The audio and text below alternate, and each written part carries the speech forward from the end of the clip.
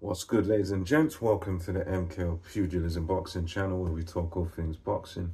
Remember to like, subscribe, all that good stuff as we get into this video. So just going to talk to you today about an upset of sorts, where we had the undefeated Liam Paro going in against Subriel Mattias. And Subriel Mattias from Puerto Rico had this fight taking place over in Puerto Rico, so he was the hometown guy. I'm pretty certain he would have been the favorite going into this fight.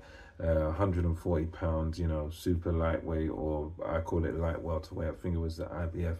And so yeah, these two guys fighting for the title. You know, Mattias defending the title, comes into a big puncher. His last five opponents, the last five opponents for Mattias have all quit on their stall. He's made them all say no mas, just quit. And so that's what we were going into this fight on last night. So to describe it, it was pretty straightforward, to be honest with you. I mean, Liam Paro, to his credit, he went in there, and you know, of the two of them, of course, Mattias is the puncher. He's the guy with the reputation for, you know, hands of stone sort of thing. Very, very hard puncher, and you could see that difference in this fight. But what Paro done, which was very good, was he just kind of grabbed the fight by the scruff of the neck from the very beginning. He kind of established himself from the word go, from the jump, from that opening bell. Liam Paro kind of just took control of this fight. No, he's not the harder puncher or nothing like that, but he used his boxing skills, and he used a clever bit of aggression. He used the southpaw stance very well. He was sort of, you know, in boxing, you're not really supposed to sort of leave your hand out there like that. But Paro was doing a clever thing, just sort of putting his hand into Mattias's face, then coming through with the left cross, you know, sticking the jab out in his face, and then keeping his hand out there. When, you know, Mattias would try to come in, Paro would sort of push him off. He'd hit him, boom, boom, boom, and then push him backwards. And what he done, he kind of disrupt for those, especially, I want to say those, especially first two rounds. Paro kind of took control, and he really he didn't give Mattias any chance to get into any sort of a rhythm early in the fight. Just kept pushing him back, pushing him off. Bang, bang, bang, nice straight punches.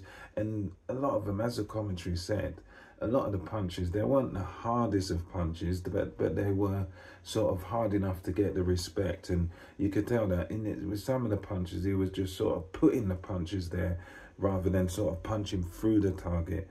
But what those punches did was they set up some of his harder shots that he'd throw later on. And what they done is they kind of prevented Mattias from doing anything. So while he's doing these punches, and sometimes he's just peppering, prodding and poking, and then like the jab could be like just a little arm punch, bang, bang, and then he's putting the hard left hand in there, and he's kind of toying with Mattias in a way.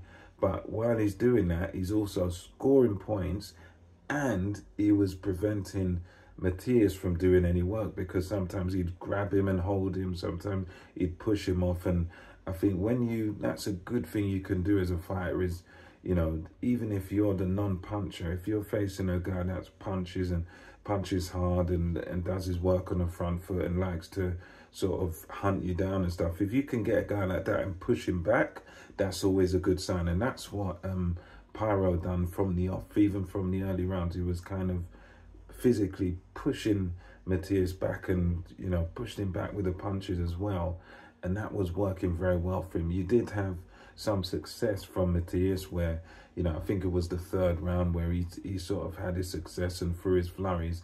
But it's like when he would sort of land his shots, and some of them big, hard shots, but then what would happen is Paro would then sort of, okay, I'll take that, and then turn around, and then he's back on the jab again, and then he's back dominating again. And pretty much throughout this fight, beginning to end, that was kind of the story of it. You had some moments of success for Mattias where he'd land his flurries, and, you know, there were some rounds where he won quite clearly. But then his problem was that Paro always had an answer, and Paro was kind of the one who was controlling the pace and, you know, making the fight his own by, you know, just keeping it nice and long.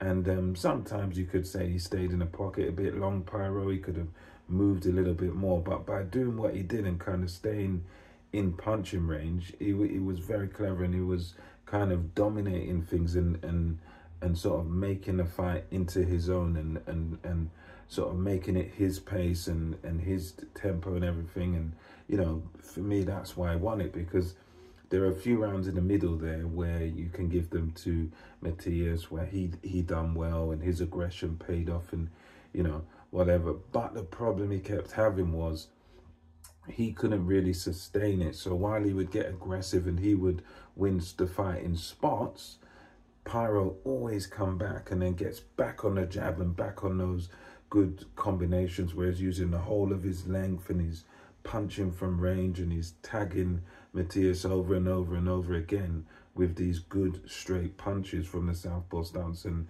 for Mattias, he couldn't really deal with that. All he could do was win little bursts and little points in the fight, you know.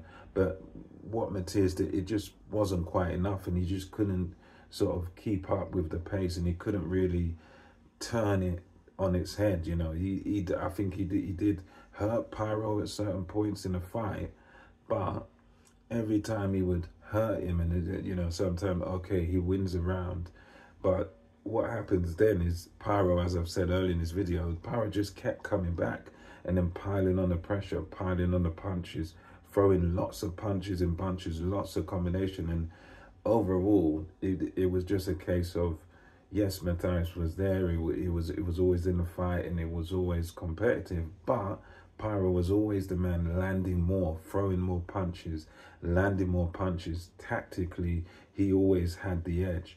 And Mattias just couldn't get used to that southpaw stance, and he couldn't really do anything to kind of stop Paro from punching and from landing his shots. And for me, that was it. You know, it was just a case of the slicker, the more boxer of the two and the more volume puncher of the two just won the fight and just sort of ran away with it. Because Mattias, yes, he's a bigger puncher and everything. Yes, he hurt Paro, but what he did that last night was just nowhere near enough to win. So very good tactics by Paro, you know, good engine, good punch variety and everything, and, you know, brilliant tactics. You know, it was just tactically the superior man, and he just outboxed and pretty much you know, was very domineering, pretty much dominated the fight. So congratulations to Liam Paro of Australia. He caused a great upset and he goes back to Australia with a belt. He becomes world champion, and brilliant performance by him.